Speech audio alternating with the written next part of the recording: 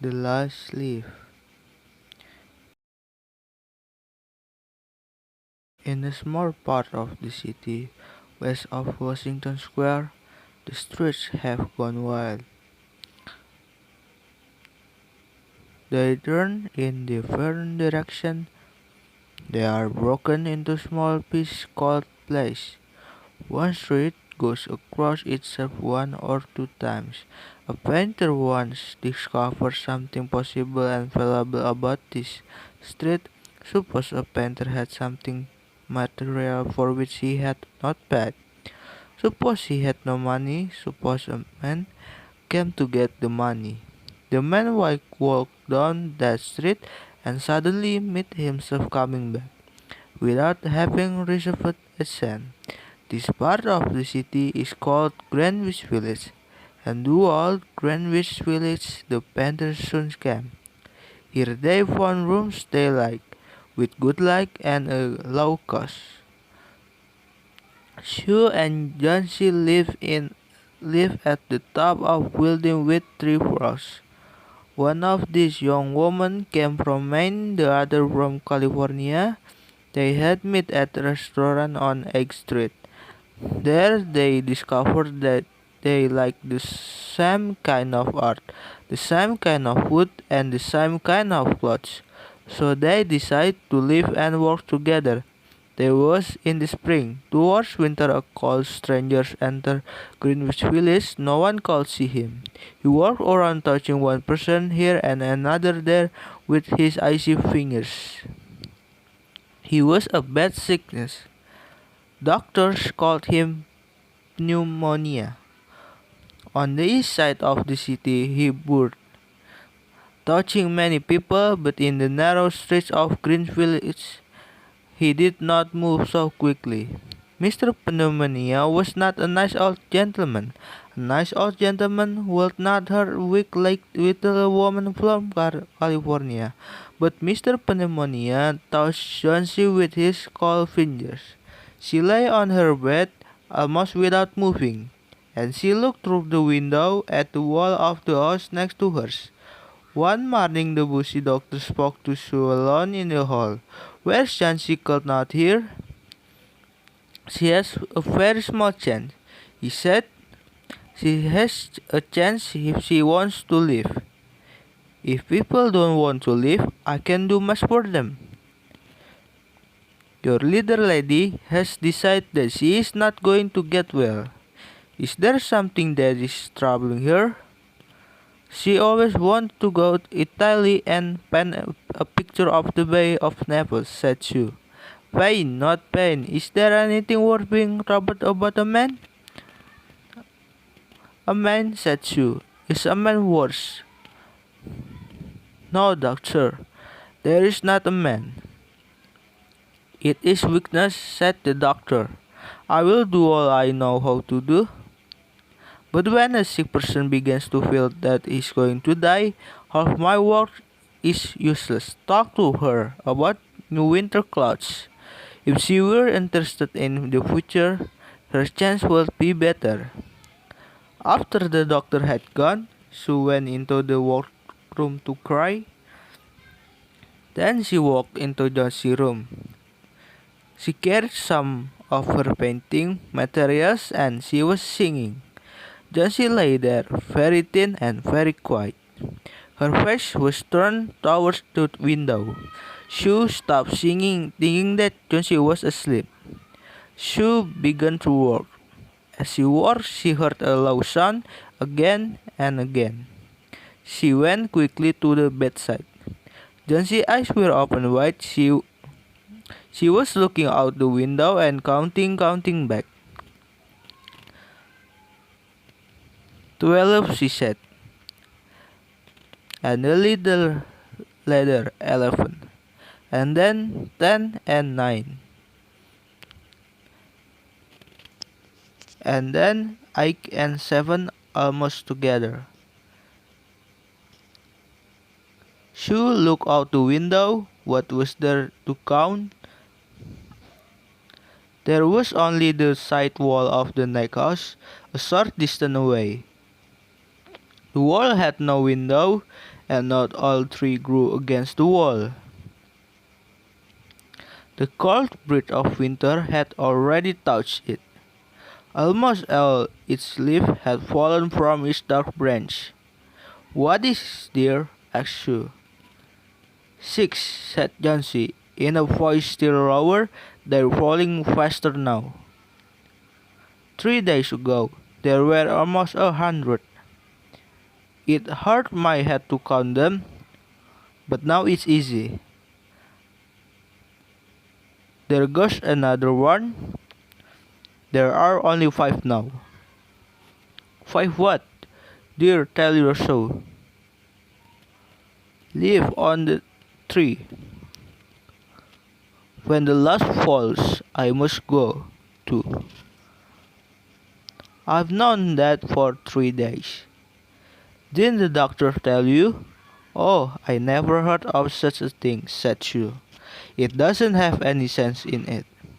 What does an old tree have to do with you, or with you getting well? And you used to love that tree so much. Don't be a little fool. The doctor told me your chance for getting well. He told me this morning. He said you had very good chance.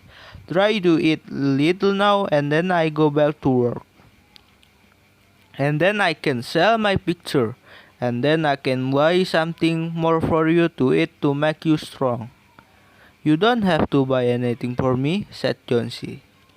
She still looked out the window. "There goes another." "No, I don't want anything to eat." "Now there are 4. I want to see the last one fall before night. Then I go too." "Josie dear," said Sue, "will you promise me to close your eyes and keep them closed? Will you promise me? Will you promise not to look out the window until I finish working? I must have this picture ready tomorrow. I need the light. I can cover the window." "Can you work in the other room?" asked Johnny coldly. "I'd rather be here by you," said Sue. "And I don't want you to look at to sleep." "Tell me as soon you have finished," said Jonesy. She closed her eyes and lay white and still. "Because I want to see the last leaf fall. I have done enough waiting. I have done enough thinking. I want to go sailing down, down like one of those leaves." "Try to sleep," said Sue. "It must call a burn man to come up here. I want to paint a man in this picture, and I make him look like Berman. I won't be gone a minute. Don't try to move till I come back." Old Berman was a painter who lived on the first floor on their house. He was past 60. He had no success as a painter. For 40 years he had painted without ever painting a good picture. He had always thought of painting a great picture, a masterpiece, but he had never yet started it. He got a little money by letting others paint pictures of him. He drank too much. He still talked of his great masterpiece, and he believed that it was his special duty to do everything possible to help Sue and Jonesy. Sue found him in his dark room, and she knew that he had been drinking. She could smell it. She told him about Jonesy and the leaf on the wine. She said that she was afraid that Jonesy would in the cell down like the leaf. Her hold on the world was growing weaker. Old Berman showed his anger over such an idea. "What?" he cried. "Are these fools? Do people die because leaves drop off a tree? I have not heard of such thing. No, I will not come up and sit while you make a picture of me. Why do you allow her to think such a thing? That poor little Jansi. She is very sick and weak," said Sue.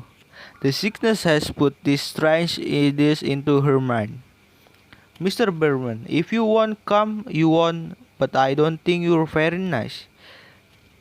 This is like woman, short Berman. Who said I will not come? Go, I come with you. For half an hour I have been trying to say that I will come. God, this is not any place for someone so good as Johnny to be sick. Someday I shall paint my masterpiece and she shall go away from here. God, yes. Johnny was sleeping when they went up. Sue covered the window and took Berman into the other room. There they looked out the window ruefully at the tree. Then they looked at each other for a moment without speaking. A cold rain was falling with a little snow in it too. Berman sat down and Sue began to paint.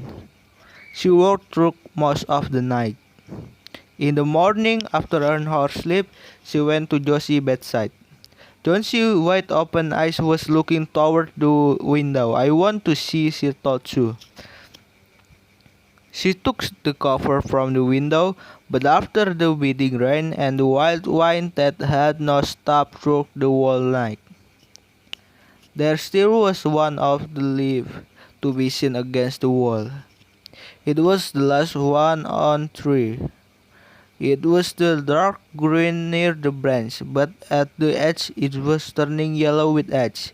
There it was hanging from a branch nearly 20 feet above the ground. It is the last one, said Jonesy. I thought it would surely fall during the night. I heard the whine. It will fall today, and I shall die at the same time. Dear Josie, said Sue. Think of me, you won't think of yourself. What will I do? But Josie did not answer. The most lonely thing in the world is so when it is preparing to go on its fourth journey. The ties that held her to friendship and to earth were breaking one by one. The day slowly passed. As it grew dark, they could still see the leaf hanging from its branch against the wall. And then as the night came, the north wind began again to blow. The rain still beat against the window. When it was like a knock to the next morning, Jonesy again commanded that she be allowed to see. The leaf was still hid there. Jonesy lay for a long time looking for it. And then she called to Sue, who was cooking something for her to eat. I've been a bad girl, Sue, said Jonesy. Something is mad that lives there to show me how bad I was. It is wrong to want today. I try to eat now, but first bring me a looking glass so that I can see myself. And then I sit up and watch you cook. An hour later she said, Sue, come day, I hope to paint the Bay of Naples. The doctor came in the afternoon. Sue followed him into the hall outside Jancy's room to talk to him.